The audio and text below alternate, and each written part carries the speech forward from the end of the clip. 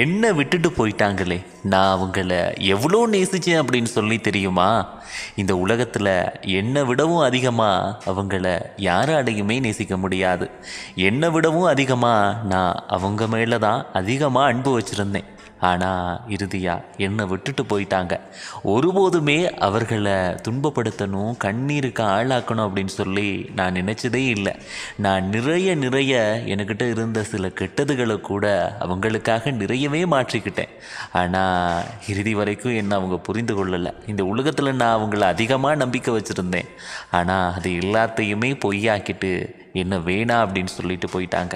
எதனால் அப்படின்னு சொல்லி காரணம் கேட்டால், நம்ம 2 பேர்த்துக்கும் செட் ஆகாது அப்படின்னு சொல்லிட்டு ஒத்த வார்த்தையில் எல்லாத்தையும் முடிச்சுட்டு அவங்க தனியாக போயிட்டாங்க. ஆனால் அவங்கள தான் என்னால் மறக்கவே முடியலை. எப்போதும் எங்கே போனாலும் அவர்களை நினச்சிக்கிட்டே இருக்கணும் அப்படின்னு சொல்லி மட்டும்தான் தோணுது. எத்தனை முறை எப்படியோ முயற்சி செய்தாலும் அவர்களை மறக்க மட்டும் முடியவே இல்லை அப்படின்னு சொல்லி நிறைய பெயர் சொல்கிறாங்க. உண்மையாக காதலித்து ஏமாந்து போன நிறைய பெயர் இதை என்கிட்ட சொல்கிறாங்க.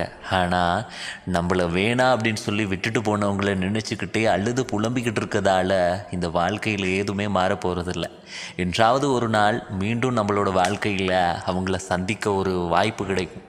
அந்த நேரத்தில் நல்ல வேளை இவனை விட்டு நம்ம பிரிந்து போனது ரொம்ப நல்லதாக போச்சு. இல்லைன்னு சொன்னால் நம்மளும் இப்போ இவ்வளோதான் கஷ்டப்பட்டுக்கிட்டு இருக்கணும் அப்படின்னு சொல்லி நம்மளை விட்டுட்டு போனவங்க ஒருபோதுமே நினச்சிடக்கூடாது. அப்படி ஒரு வாய்ப்பு அவங்களுக்கு கொடுத்துடக்கூடாது.